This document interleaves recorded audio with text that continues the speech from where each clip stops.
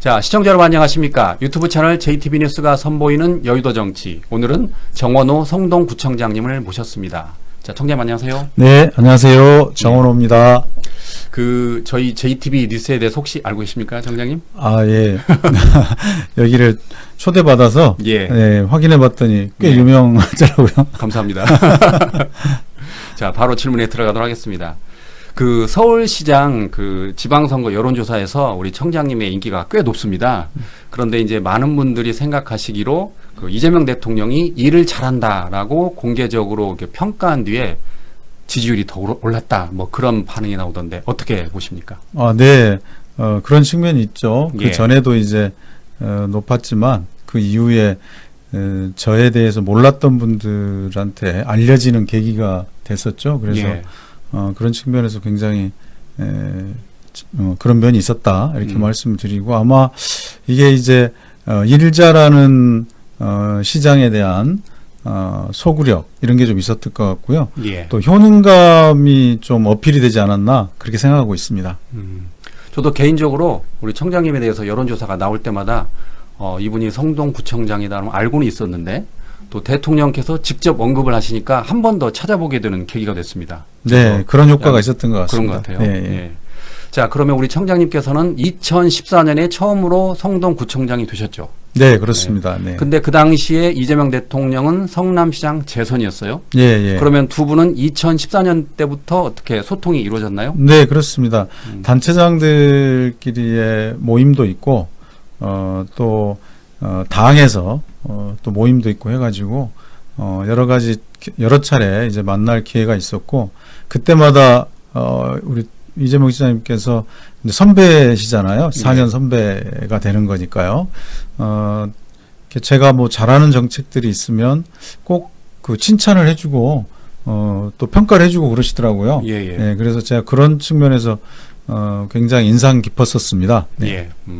우리가 국무회의를 보면 대통령께서 이렇게 일 잘하는 부서를 이렇게 공개적으로 칭찬을 하잖아요. 네. 그러면 칭찬은 고래도 춤을 추게 한다고 그러는데 당시에 청장님 어떠셨어요? 아니 뭐 그 당시 그냥 단순한 4년 선배가 아니고 예. 당시에 기초단체장급 중에서는 뭐 급이 다르다 할 정도로 예. 유명할 분이 또 직접 저를 칭찬해주고 하니까 저도 많이 좀 힘이 됐었죠. 예. 네. 우리 정원호 청장께서는 구민들에게 휴대전화 번호를 공개하고 또 문자 소통한 걸로 잘 알려져 있습니다. 예, 예.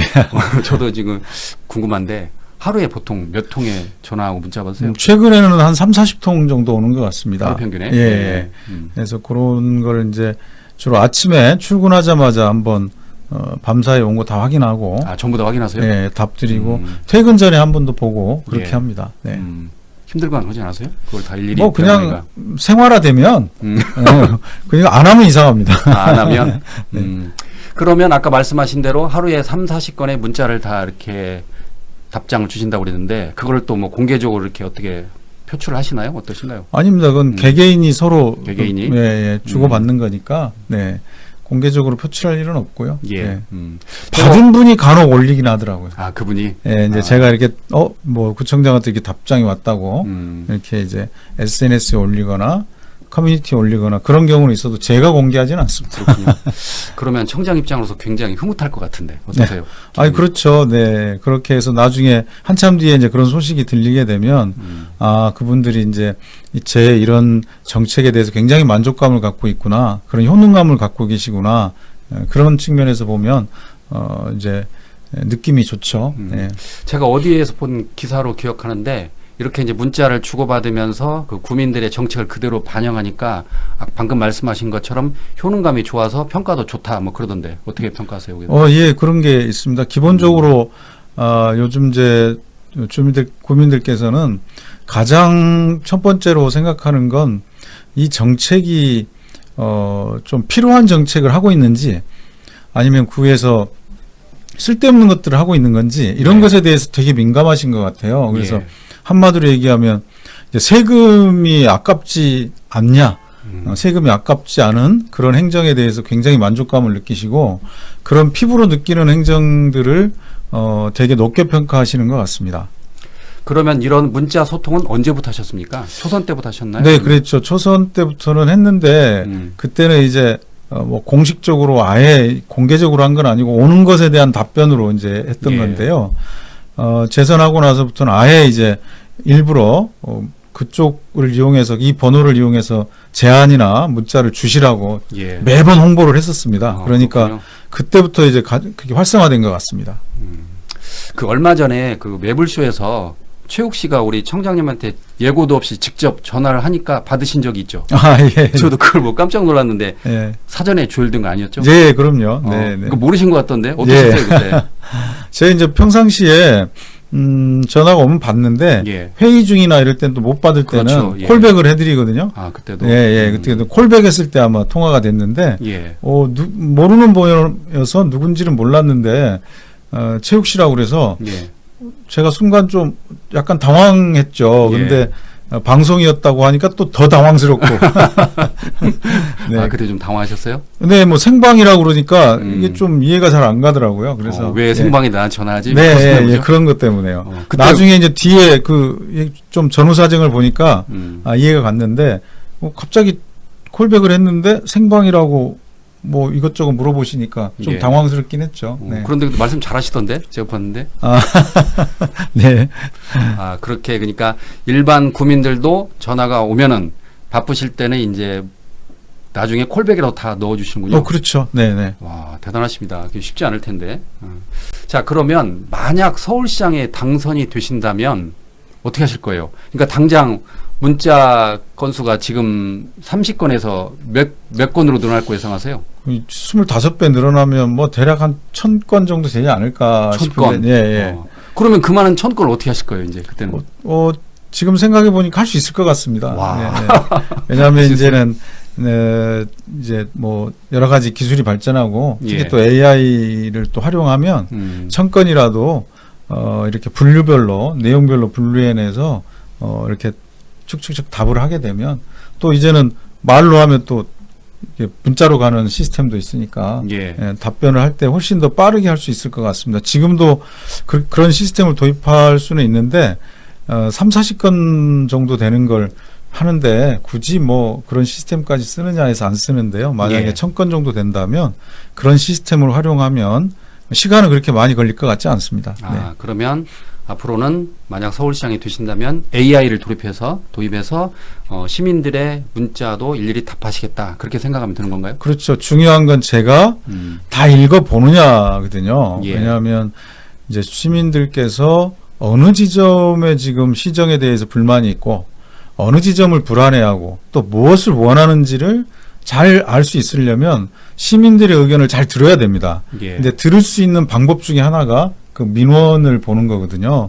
민원이란 말 그대로 주민이 원하는 거 아니겠습니까? 주민이 원하는 것을 귀 기울여야 한다. 그게 이제 제 어떤 행정 철학 중에 하나니까 그런 의미에서 본다면 가장 먼저 해야 될 일 중에 하나라고 생각합니다. 그러니까요. 개인적으로 저도 기자 생활을 했을 때 시민들이 좋아하는 뉴스는 발로 뛰는 기사였거든요. 네, 그러니까 네. 우리 청장님도 시민들이 발로 뛰는 행정을 아주 좋아할 것 같습니다. 네. 네. 자, 여러 가지 정책 중에 지금 잘했다는 평가가 많은데 그 중에서도 우리 청장님이 이건 정말 내가 봐도 잘했다라고 생각되는 정책이 있으신가요? 여러 가지 있겠지만. 하여튼 결과적으로 보면 제일 지금 좀 두드러지는 것은 성수동이죠. 예. 예, 성수동이 10여 년 전에는 낡은 공장지대였는데 지금은 정말 세계적 핫플레이스가 됐습니다. 재작년 2024년도에 성수동을 내방한 관광객이 통계에 의하면 7천만 명입니다. 와, 연간. 7천만 명. 예. 그리고 그 중에 외국인이 300만 명이었고요. 그런데 25년 작년 하반기에 외국인들이 서울에 와서 구매한 또는 소비한 이 카드 매출이 있지 않습니까? 예. 거기에 4분의 1을 성수동에서 쓰고 왔습니다. 와. 그러니까 얼마나 지금 성수동이 엄청나네요. 글로벌 핫플레이스인지 그것만 보면 과거 10여 년 전에 사람 찾아보기 어려웠던 거리가 지금 사람으로 넘쳐나고 지역 경제가 그만큼 활성화돼서 선순환을 지금 만들어내고 있는데요. 그런 예. 측면에서 보면 성수동이 가장 큰 좀 부각되는 그런 성과 아닌가 싶습니다. 예. 개인적으로 제가 50대인데 제가 솔직히 전주에 살고 성수동에 갈 일은 없잖아요. 네네. 그런데 작년에 저희 애들이랑 한번 가봤습니다. 하도 성수동 하길래 와 주말에 갔는데 엄청나게 사람이 많더라고요. 예. 그래서 제가 그때 처음으로 한번 실감했습니다. 이렇구나.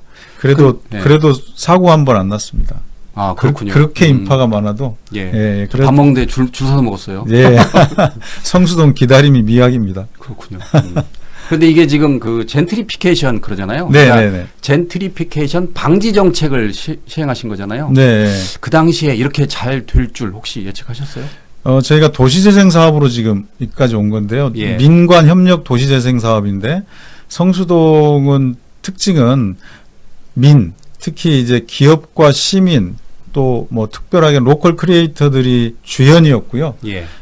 이 구청에서는 기업과 시민이 가고자 하는 방향을 물꼬를 터주고 제도적으로 예산적으로 뒷받침한 거 이게 저희들이 했기 때문에 저희는 도와주는 역할 조연이었고 기업과 시민이 주연이어서 지금의 이 모습이 만들어진 건데요. 그런 측면에서 굉장히 이제 성수동은 색다른 행정이다. 행정의 패러다임을 바꿨다. 이런 측면에서 저희가 좀 강조할 수가 있을 건데 예. 성수동이 왜 기업과 시민이 하고자 하는 방향으로 갔느냐. 사실은 우리가 도시재생 선진 사례들을 좀 봤더니 처음에 시작은 굉장히 좋았고 그런데 끝에 젠트리피케이션을 막지 못해서 도시재생을 했지만 결과적으로 실패로 끝났다. 이게 이제 대부분의 사례였어요. 그래서 저희가 2014년에 도시재생 준비를 하면서 이제 기업과 시민 대표들을 만나가지고 쭉 의논을 해봤더니 이제 몇 가지를 제안했는데 도시재생 사업 하자 하는 거하고 뭐 붉은 벽돌 지원 사업이라든지 소셜벤처 지원 사업 뭐 이런 걸 하면서 젠트리피케이션 방지 사업을 해야 된다라는 걸 시민들이 제안해 주신 거예요. 아, 그것도 시민들이 제안했군요. 네네. 그래서 저희가 그 시민들의 제안을 받고 이걸 방지할 수 있는 정책들을 봤더니 국내에는 그렇듯 정책이 없어요. 그래서 예. 해외 사례들을 쭉 수집했더니 일본, 미국, 영국 사례들이 있어서 프랑스 사례들이 있어서 그걸 이제 모아서 성수동에다가 시범적으로 실시를 했는데 그게 이제 좀 성과를 발휘한 겁니다. 예, 그렇고 스마트 쉼터, 그러니까 성동구에 있는 이 스마트 쉼터도 반응이 좋더라고요. 그러니까 사진 하나로 딱 이해가 되더라고요. 네. 폭염과 한파를 이렇게 견뎌낼 수 있도록 버스 정류장이죠. 그걸 아주 잘 만들었던데 2020년에 그 CNN하고 뉴스위크 등 해외 언론에서도 주목을 했다고 합니다. 네, 예. 그리고 또 참고로 기사를 보니까 작년에 이 스마트 쉼터 이용객이 무려 110만 명. 예, 예. 어떻게 이런 결과가 나왔나요? 일단 이 버스를 이용하시는 분들이 가장 불편한 게 정류장에서 오래 기다릴 때 예. 여름에 덥고 겨울에 춥고 또 이 평상시에 미세먼지 많고 이걸 근데 그걸 다 맞으면서 기다려야 되는 거거든요. 예. 지하철만 해도 상당히 좀 다르죠. 이게 그런데 전철이 워낙 그러니까 버스 정류장이 그러면 이 버스 정류장을 어떻게 해야 좀 쾌적하게 하면 이용객이 늘어날 텐데라고 시민들이 제안해 주신 겁니다. 아, 이것도. 예, 그래서 민원으로 들어온 거여서 그래서 처음에는 그 겨울에 춥다고 그래서 옹기 누리소라는 형태로 천막 비닐 천막을 제작해 가지고 버스 정류장에 세웠는데 예. 겨울에 너무 많이 이용하시더라고요. 아, 그러니까 추울 때 잠깐 들어가 있으니까 이게 이제 좀 추위를 녹일 수 있으니까 그런데 이제 여름에도 좀 시원하게 해줄 수 없냐 이런 민원을 받고 고민이 많이 되더라고요. 예. 여름에 시원하게 할 수 있는 방법은 선풍기를 하거나 에어컨을 달거나 그래서 그러면 에어컨을 다는 방법을 연구해 보자 해가지고 한 게 이제 지금의 스마트 쉼터가 된 건데요.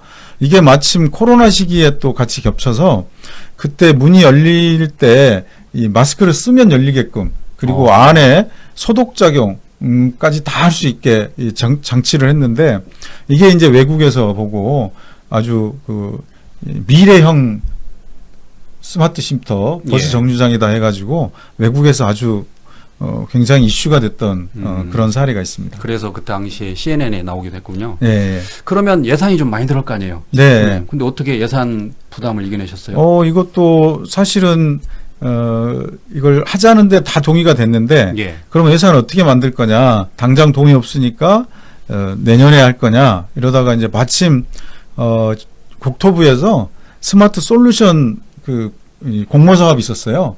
그래서 저희가 이제 그 제안을 했더니 아주 너무 좋은 제안이라고 채택해주면서 지원을 또 해줘서 그걸 갖고 시작을 했습니다. 예, 그렇군요.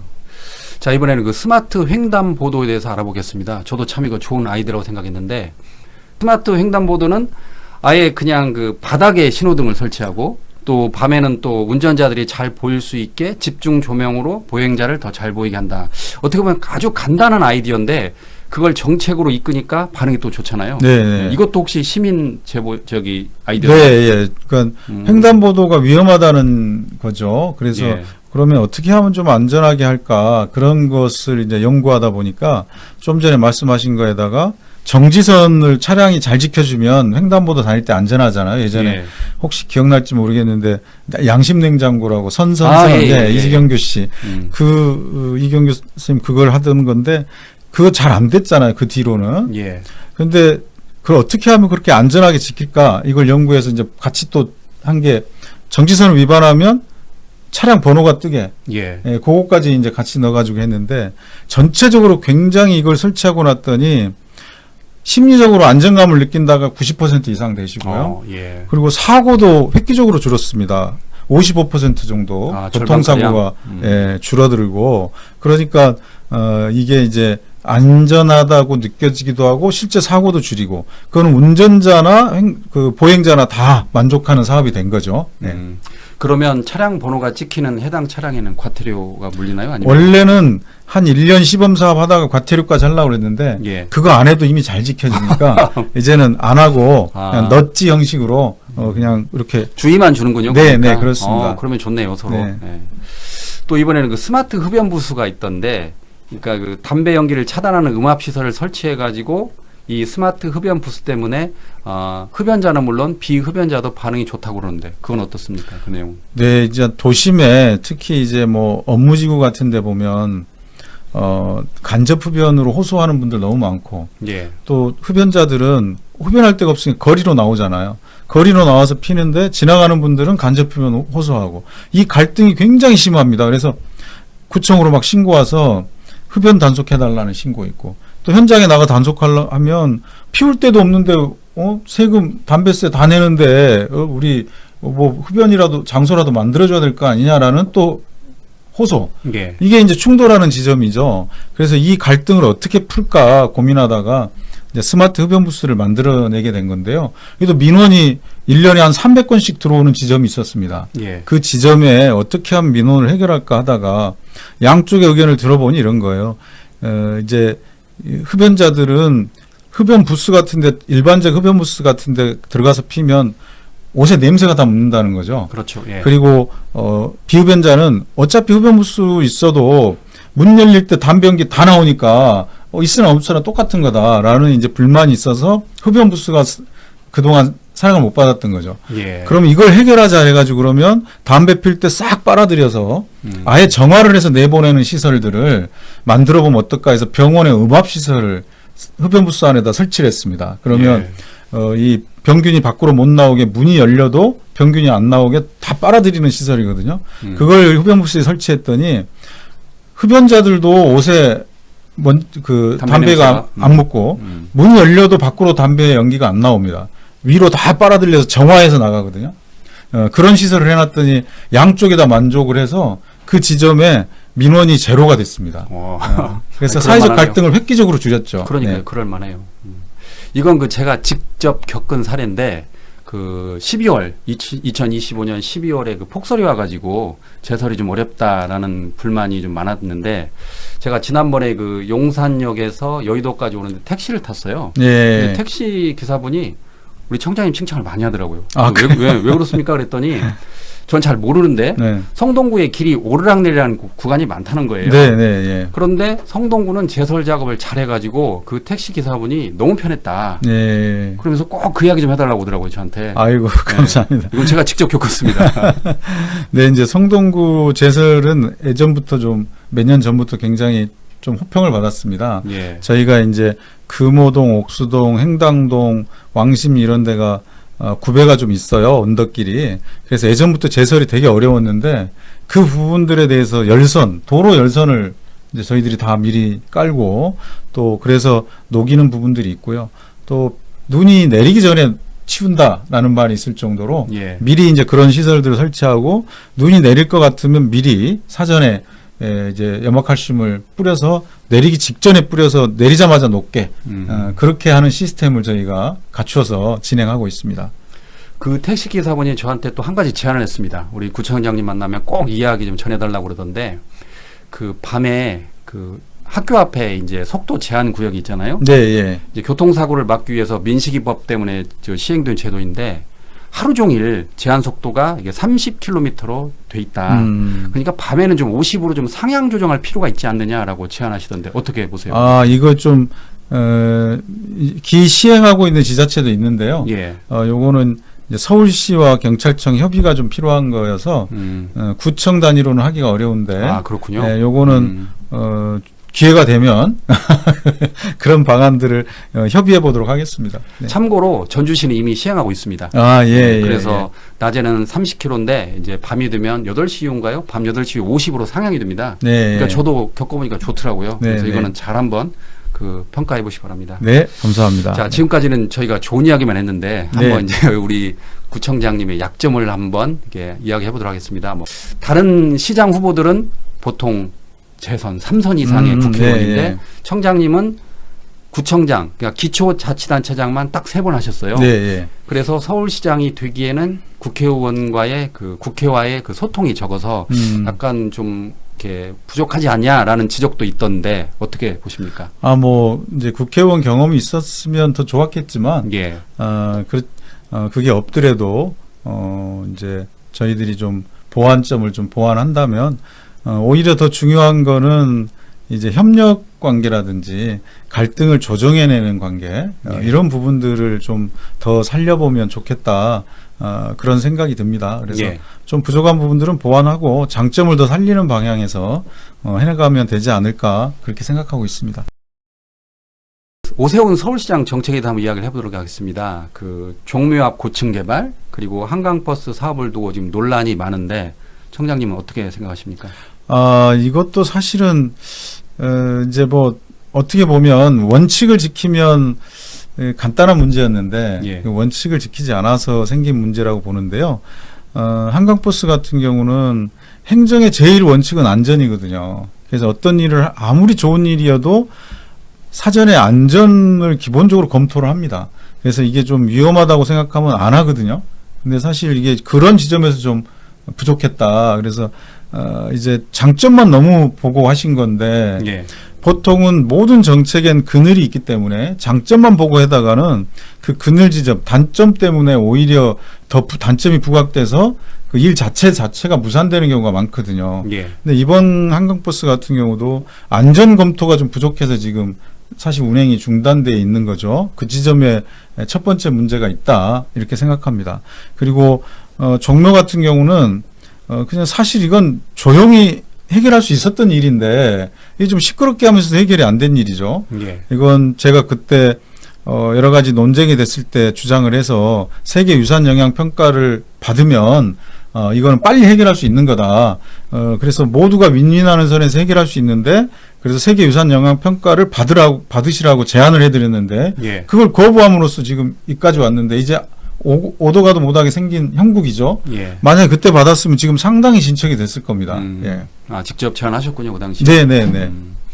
뭐 민주당과 국민의힘 모두 서울시장 후보 아직 아무도 예측할 수 없습니다만 우리 청장님이 생각하시는 국민의힘 본선 진출자 누구로 예상하세요? 뭐 아무래도 현 시장님이 뭐 좀 더 좀 유력하지 않나 이렇게 생각하고 있습니다. 아, 그렇군요. 그러면 오세훈 서울시장의 아까 뭐 단점 그 이야기하셨는데 오세훈 시장의 장점과 단점을 간략히 한번 보시죠. 뭐 장점은 현직 프리미엄이라고 생각합니다. 현직에 계시고 예. 시장을 또 오래 하셨잖아요. 거기서 생기는 프리미엄이 있을 것 같고 뭐 단점은 뭐 지금까지 쭉 얘기 드렸으니까 예. 그렇군요. 네. 예. 그 2024년 12월 3일 밤 모두 다 잊을 수 없는 계엄의 그 당일 밤인데 네. 청장님은 그날 어디에 계셨고 어떻게 행동하셨어요? 저는 집에 있다가 예. 그 가족들로부터 얘기를 듣고 사실 좀 믿기지 않아가지고 음. 농담하는 줄 알았었던 거죠. 그렇죠. 뭐 대부분 많은 그렇게 사람이 다 그렇게 생각했으니까요. 생각했죠. 예. 그래서 직접 이제 이렇게 확인을 해보고 나서 언론을 통해서 확인하고 나서는 이게 굉장히 이제 심각한 문제다고 생각을 해서 일단 먼저 군부대의 이동 사항부터 체크를 했습니다. 왜냐하면 저희는 구청은 관할 군부대가 있거든요. 예. 그래서 이제 군하고 경찰의 이제 움직임 때문에 군부대를 연락을 해서 어떻게 움직이는지 물었더니 군부대도 아무런 연락을 못 받았다고 그러더라고요. 그냥 대기 중이라고 그러는 거고 예. 경찰에서도 아무런 걸 못 받았다 그런 입장이어서 그러면 우리가 좀 앞으로 어떻게 대응해야겠다 이런 계획들을 세우고 이제 이 집행을 했던 그런 시기였던 것 같습니다. 그러니까 구청장이셨지만 다 관내 군을 다 체크하신 거군요. 네. 그렇군요. 끝으로 그 저희 JTB 시청자 여러분 그리고 더 나아가서는 서울 시민 여러분께 한 말씀 부탁드리겠습니다. 네, 오늘 이렇게 먼저 초대해 주셔서 감사드리고요. 예. 이제 많은 그 시민들께서 이제 세금이 아깝지 않은 행정 이런 것에 대한 소망이 있는 것 같습니다. 그런 것과 함께 또 일 잘하는 행정에 대한 이제 요구 이런 것들이 좀 소구력이 있게 제기되는 것 같습니다. 이런 부분들에 대한 여러 가지 마음의 준비를 하고 있다는 말씀드리고요. 많은 응원 부탁드립니다. 네. 오늘 말씀 고맙습니다, 총장님. 감사합니다.